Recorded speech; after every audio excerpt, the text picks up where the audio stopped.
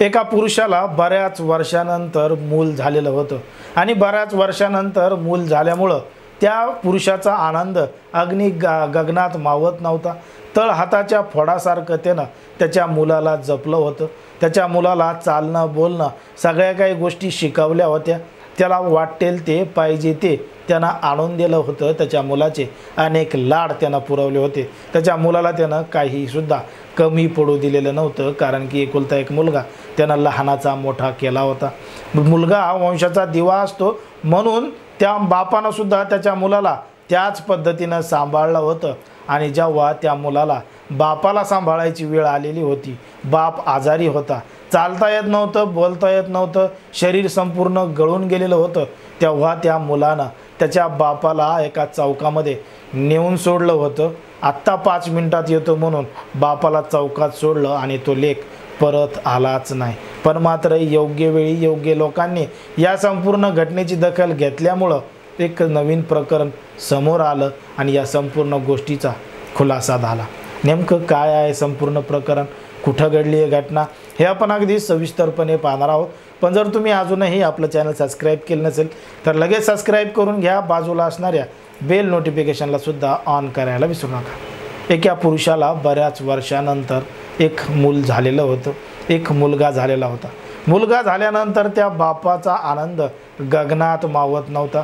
घरामध्ये आनंदाचं वातावरण होतं, कारण की त्या घरामध्ये मुलगा झाला होता आणि मुलगा हा वंशाचा दिवा असतो असं सुद्धा बरेच जण सांगत होते। आता मुलगा झाला, आनंद झाला, पेढे वाटले, जल्लोषात सगळं काही वातावरण त्या ठिकाणी निर्माण झालं।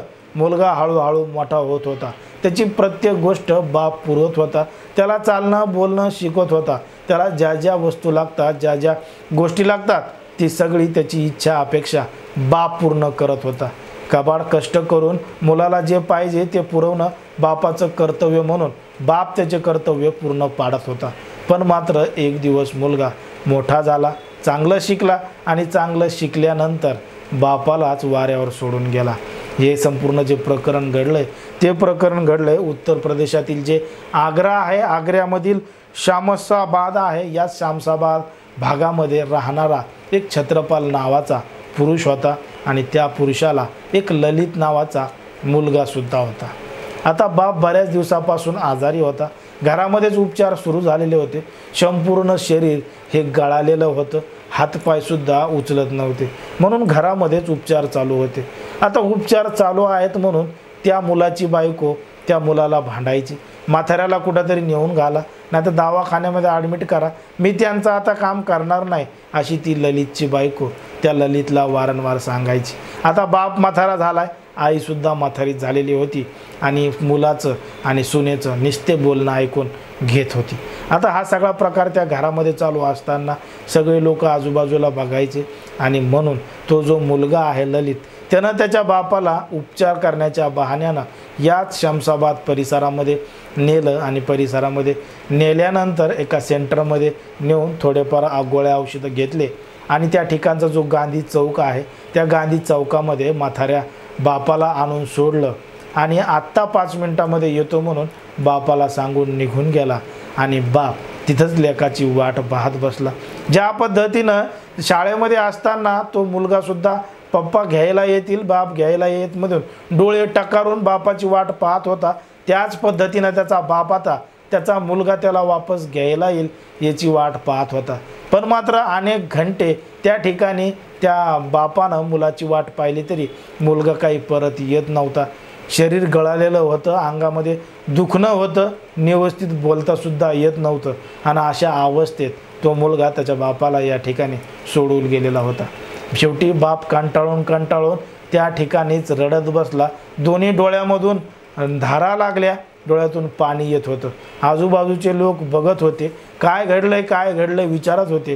तेव्हा घडलेला प्रसंग त्या म्हाताऱ्या बापानं त्या आजूबाजूच्या लोकांना सांगितलं। आजूबाजूच्या लोकांनी तात्काळ हे शामसाबादचं जे पोलीस स्टेशन आहे त्या ठिकाणच्या पोलिसांना फोन केला। घटनास्थळी पोलीस आले। पोलीस आल्यानंतर ते जे वयोवृद्ध बाप होता, म्हातारा बाप होता, त्याला जवळच्या दवाखान्यामध्ये नेलं, त्याच्यावर उपचार केले आणि उपचार केल्यानंतर घराचा पत्ता विचारून त्या घरामध्ये नेऊन सोडलं आणि घरामध्ये नेऊन सोडल्यानंतर त्यांचा जो मुलगा होता ललित, त्याचा शोध घेतला आणि पोलिसांच्या पद्धतीनं त्याला समज दिली आणि इथून पुढं आता असं घडलं नाही पाहिजे असं सुद्धा सांगितलं. कारण की कायदासुद्धा सांगतो की बापाला मुलाच्या संपत्तीमध्ये अधिकार आहे, त्यानं सुद्धा त्याला लहानाचं मोठं केलेलं आहे आणि त्याच्याप्रमाणे जर तू तुझ्या बापाला सांभाळलं नाही तर त्याच्यावर कायदेशीर कारवाई होऊ शकते असं पोलिसांनी त्या ललितला आणि त्याच्या बायकोला समजावून सांगितलं आणि इथून पुढं अशी घटना घडणार नाही असं सुद्धा त्या ललितनं पोलिसांसमोर सांगितलं. एकंदरीत जर आपण पाहिलं तर समाजामध्ये, देशामध्ये, राज्यामध्ये कशा पद्धतीनं घटना घडत आहेत या ठिकाणी पोलिसांनी तात्काळ दखल घेतल्यामुळं त्या म्हाताऱ्या बापाला वेळीच उपचार मिळाले आणि घरीसुद्धा पोहोचवण्यात आलं. एकंदरीत हे जे अशा प्रकरण घडत आहेत या संपूर्ण प्रकरणावर तुम्हाला काय वाटतं हे अगदी स्पष्टपणे कमेंटमध्ये सांगा. कारण की कोणाच्याही भावना दुखवणं, कोणाचंही मन दुखवणं हा आपला उद्देश नाही. समाजामध्ये जे घडतं आहे तेच आम्ही तुम्हाला सांगण्याचा प्रयत्न करत असतो.